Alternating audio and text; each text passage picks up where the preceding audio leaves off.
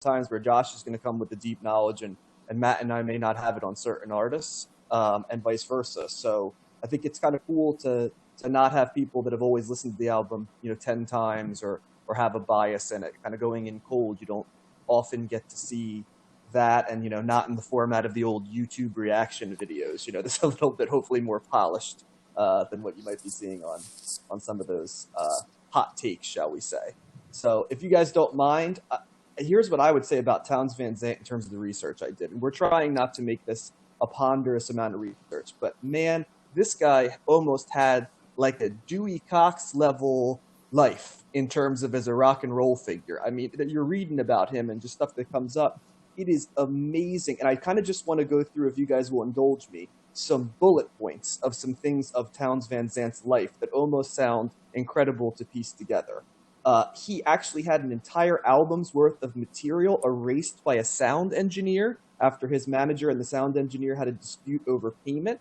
That apparently was so sort of profound for him that he released another album and then basically disappeared for 10 years as an artist from 1977 to 1987, which is amazing. I think it's also important to note that he was living in a cabin throughout most of the 1970s. Throughout most of the 1970s without a phone or electricity. And one of the things is that comes up pretty much constantly in any article that you read from the basics like Wikipedia all the way down to retrospectives. But yes, he spent a good solid part of the 70s living in a cabin for no real other reason than I think he just wanted to live in a cabin for a while with no phone and electricity. So that's what, this was fascinating to me as a child and an early depressive instance, but he also was an athlete, popular, had all kinds of different stuff.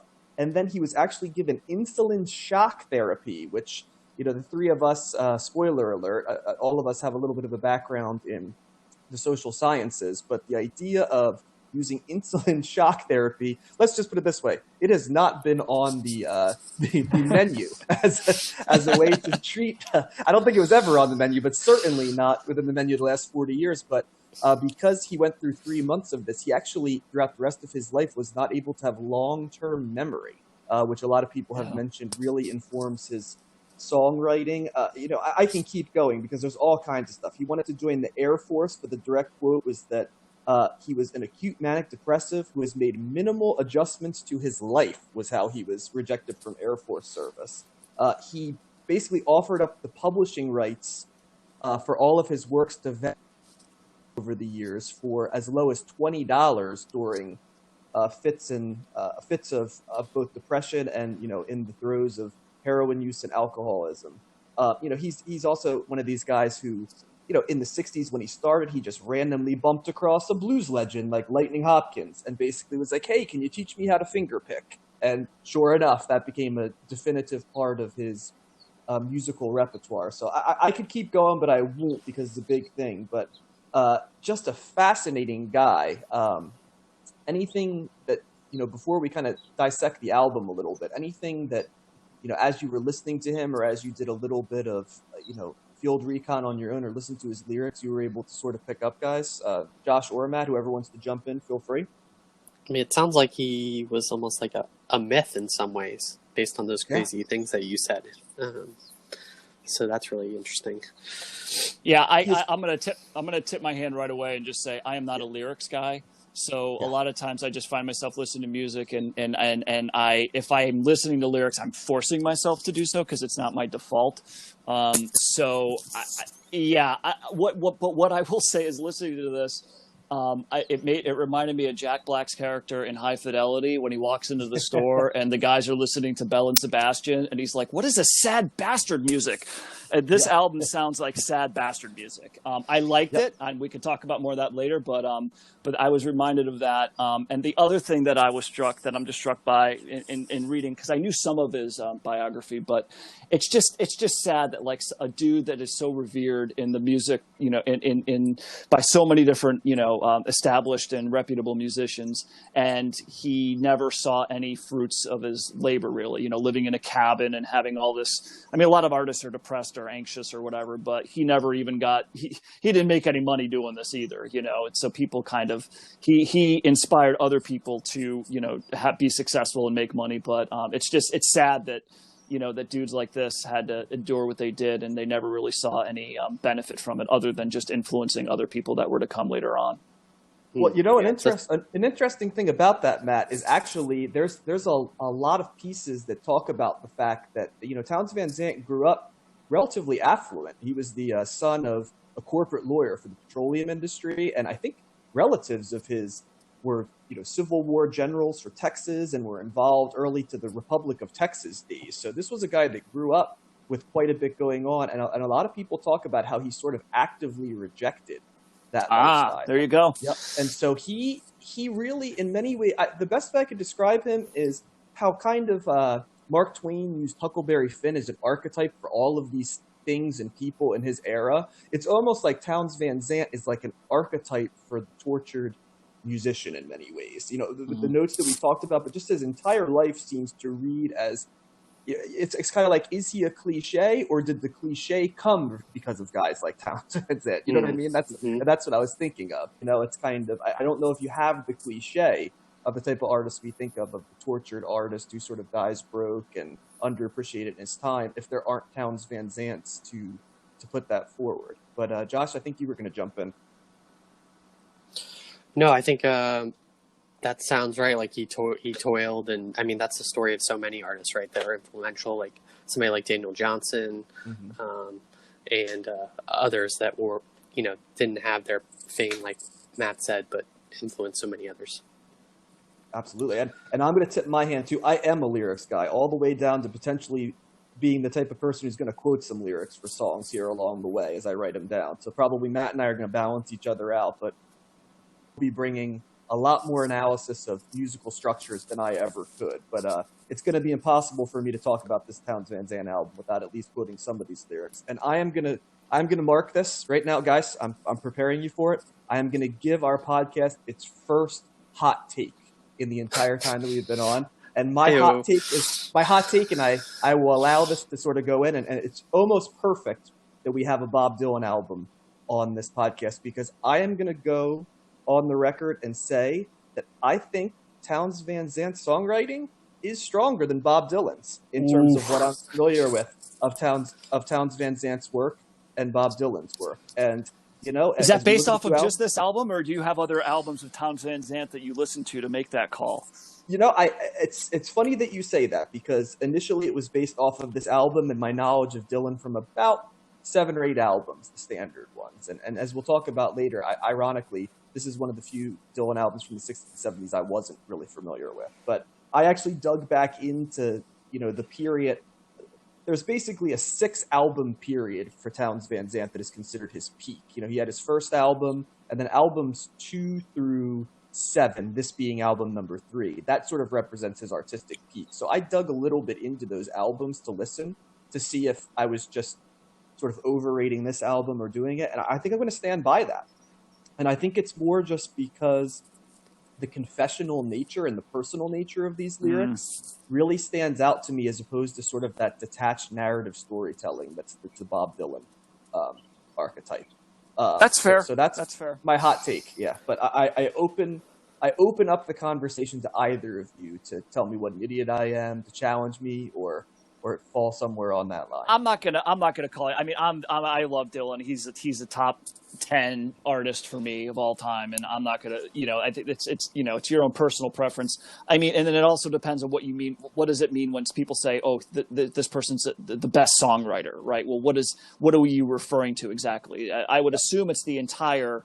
It's everything, right? It's the music, it's the lyrics, it's the storytelling. I mean, I think a lot of times when people say songwriter, they're referring probably more to the stories and the lyrics than they are to the music. Or at least I feel that that's what it seems like to me people are referring to. So in that sense, I would agree that he's when you say he's more confessional than Dylan, I would agree with that. Dylan's got a lot of you know, a lot of Dylan's best albums, the lyrics are a bunch of gobbledygook. You know, it's just like, what the hell is he talking about? You know, and it's just like, but Dylan stands up for me and for other reasons. But I wouldn't argue with that. I don't know enough about Townes's you know, catalog, and again, I'm not a lyrics guy, but it doesn't surprise me that that if you were to say that, I'm not gonna go to die on that hill. So. Okay. Yeah, I'd like you to die on some hills down the road. We got plenty. That's fair. That's fair. Hills, I mean, plenty of hills and plenty of near-death experiences that I think will be coming. So yeah. Yeah, I didn't respond to this album as strongly as you did. I think I, like Matt, gravitate towards the music first, and that didn't really jump out to me. I'm definitely gonna have to re-listen to it on the lyric side. I think for lyrics too, I would have to read them in order to kind of get the power of that. I don't pick that up when listening to music as much. Well,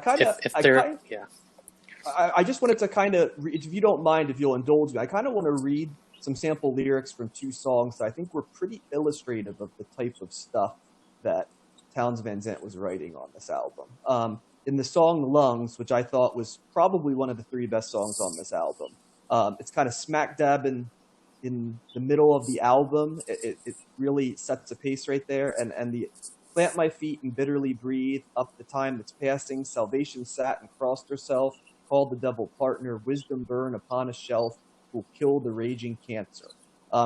That is very easy, I think, when you dive into it, to kind of apply to both yourself or to Townes himself, but you don't need to know anything about Townes Van Zandt to let that sit in. And I think the difference between, for me, that type of lyric and the type of lyric of a Dylan is the Dylan's is usually couched in a character that we're learning about, whereas that is basically given to you and taken to you, and you can do with it what you want. And for me, as a lyrics guy, it just really stood out as a great songcraft. Another one, and you know, this one will come from the song "I'll Be Here in the Morning," which is actually, from Fare Thee Well, Miss Carousel, which I actually felt was, in my opinion, the best song on the album, and actually very Dylan-esque in many ways. But it was sort of Dylan-esque with Townes Van Zandt lyrics. So an example would be, when she carries her face to the marketplace and bets it on the opening race, she can ring her bells, Miss Carousel, but her singing brings me sorrow. So that's some of that narrative that you see with Dylan, but then he transitions to, how long will it be before he sees you own his legs, but his mind is free? Only you can tell, Miss Carousel, how long will he be crawling? And I just think that's just, it sounds great. The rhyming, he changes the rhyming schemes throughout his songs, so it's not always consistent. He even has a couple traditional choruses on this. It just the lyrics just sounded great, especially with the way he sings. So I was a big fan of this album. I'll be very honest with you. Yeah, I like the album for just totally different reasons. Okay. It's why don't music, you go into that? You know? Yep. Okay. Yep. And it's just, yeah, I find myself, I think with this album, and I knew that, you know, people cite his lyrics as being really poignant and, you know, and excellent. I find myself like, kind of like Josh, like it helps me to read them, or I need to really sit there and like consciously say, okay, now I'm going to listen to the lyrics of this song and try to make meaning of it. And when I can't, I get frustrated. You know, and I'm not good. I was never good at, you know, kind of interpreting a lot of, you know, different themes in literature, so to speak. So sometimes I struggle with that. So I just probably get tired and just go, I'm just going to listen to this as music. And overall, I mean, I like it. I did find, I only listened to it maybe 3 or 4 times. I found it kind of blending a little bit. You know, I didn't see too much difference musically with a lot of these songs, and I could be wrong upon further listening. I mean, I think that happens as you listen to, you know, music more and more. You know, you find intricacies and things that you haven't heard before. So, you know, but I just like the mood of the album. I think it's just a good one to be playing, you know, kind of at night. You know, you're just hanging out, doing dishes, whatever. You know, just kind of, it's just a nice, it's good mood music, and I like this. It doesn't sound like 1960. That's the other thing too. Yeah, no, that's the other thing, because it was funny. I was listening to the other night, and my wife was saying, who's not, she likes music, but she's more into like modern pop, top 40 music, and she was listening to it. And she goes, is this the guy from the Drive-By Truckers. I'm losing his name. Jason Isbell. She goes, "Is this Jason Isbell?" I was like, "No, actually, this is Townes Van Zandt from 1969." And she's like, "Oh, it sounds like it." And that's the thing. And I think this kind of contrasts a little bit with the with one of the other albums we're talking about tonight. It doesn't sound dated. Mm-hmm. This sounds like something that was just recorded in the studio. Could have been last week. Yep. And that's probably because it's just a stripped down acoustic album. And there's not a lot of bells and whistles on this. So. Right. I like folk music. I'm more inclined to listen to some country music. So just for the overall sound, I can't say any songs themselves stuck out to me as being like, wow, that's my favorite. I just like this as an overall piece, and just and familiarizing myself with it was a little fun exercise. Yeah, it was definitely good to dip my toe in that and get exposure. But like Matt said, there was no real standout sound to me. It sounded kind of folky to me. I didn't think about it from the country aspect. But when you read the lyrics, John, I was like, wow, that's it's better than anything that I can write, that's for sure. And I didn't even pick up on that, so I can definitely see the power to that. Yeah, it's so funny because you mentioned that you think of it as a folk album, and Matt viewed it as a blended album. I heard this as a country album, honest with you. And I have a love-hate relationship with folk. When I like it, I do like it, but oftentimes it's a tough sell for me, and tipping my hand a little bit. That's kind of where my traditional biases have laid, but this hit me like a country album. And like I said before, it sounds like it could have been released yesterday or at any point in the 80s, 90s, 00s, in revivals of country or folk. I just think it's also interesting that Townes Van Zandt was being covered by Nashville country and outlaw country artists in the 70s and 80s, and he was, at the time of his death, he was actually working with Sonic to basically do a guest spot on an album. So to give you an idea of his influences, and no one would ever call Sonic youth country by any means. No. But the finger picking, and before we go off of it and move to the next one, we have to talk about that, don't we? Because that's kind of Townes Van Zandt's. As I listen to some more of his albums, it's very much a signature sound for him. The finger picking, that he learned, in the mid '60s from blues artists. What do you guys think of that? Because that really jumped off the page for me in terms of the aesthetic. Yeah, I don't think that. Again, I see where you're going with that. This was the only album that I listened to. I was kind of aware of that, so it wasn't something that that I was just like, oh my god. It was one of the things I was kind of looking for. And oddly enough, I did see Justin Townes Earl perform once, and it's interesting that that I didn't realize it at the time, but I saw him play, and during when he was playing, it sounded like there were two different guitar parts that were going on.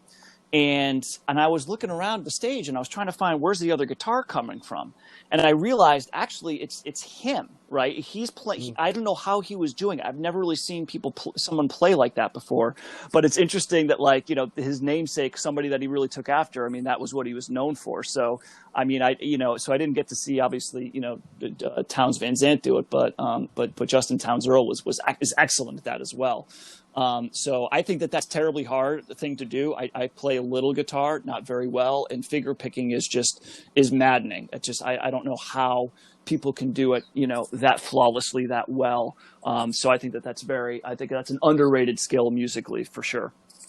Is that like when somebody plays the banjo, or I don't know the technical Yeah, you're basically you're not strumming the guitar with a picker with your hands. You're plucking out the notes individually with your fingers, right? And some people use only two. Some people use all five.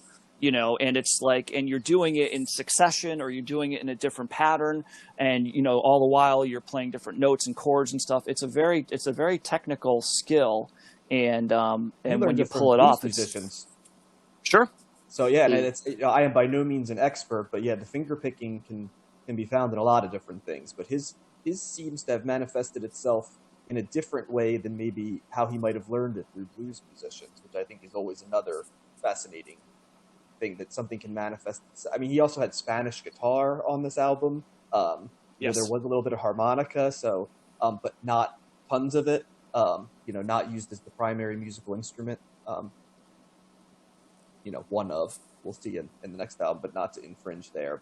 But yeah, I think that in terms of wrapping it up, if I'm going to make a recommendation, I would say on my end, then I'll get your take on stuff, but I would recommend the songs Waiting Round to Die, Lungs. I had both of those as 9 out of 10, rated songs, which is extremely high for me. And then, in my opinion, the best song on the album, Fare Thee Well, Miss Carousel. I would say if I were doing quick elevator pitch in terms of if you're listening to this and wondering whether you listen to it, if you like lyrics and you like an emotional connection with your music and you lean towards that folk and that country dynamic, I think this one's one you got to grab. I think you'll really enjoy it. But I think the biggest difference from what I'm hearing between me and Matt is the lyrics seem to be that X factor that pushed this from either an album you kind of enjoyed to an album that maybe hit and miss for you. But Josh, let's go to you.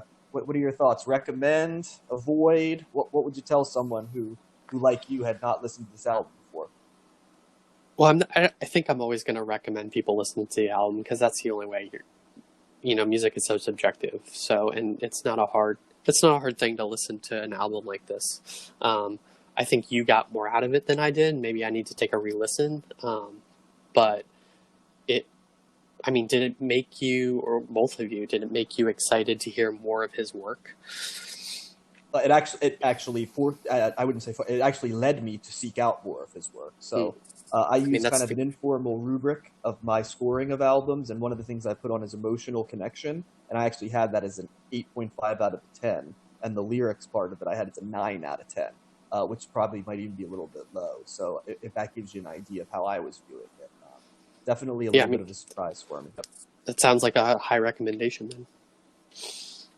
Absolutely. I would just recommend it. I mean, like I said, there's no particular songs that stand out. I think that he is a fascinating artist in the history of music, and I think that he has influenced a lot of people, a lot of artists that many people today know and love. And for me, I think that's great just to at least understand. So regardless of whether you're really drawn to his music and you really want to seek out more, just having like that familiarity with where somebody that you really like, where they got their influence from. I think that's always worthwhile. I don't know how often I'm going to go back to this. I think I'm more interested in listening to other albums of his to see maybe if I connect more, strongly with more of them. But I did overall enjoy it, and the dude's good. He's solid. But if you don't really like soft country, folky, sad bastard music, then I would probably say steer away from this because you're not going to like it. and yeah, for those, I think.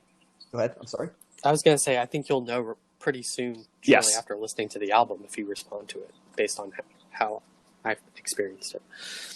I would agree with that. It's a dichotomy of viewpoints. I would say before we transition to Matt's portion on the Bob Dylan album, if you're a Dylan guy and you want a Dylan-esque song, check out Fare Thee Well, Miss Carousel. I would argue, for my personal taste, it's Dylan done in a way that is more appealing to me as a Dylan piece than Dylan is to me. So that would be a place that if you like sort of a more, as Matt put it so well, confessional style to lyrics as opposed to learning about a guy working on the railroad or a mystical figure, that a lot of the songwriting of the era sort of seemed to focus on.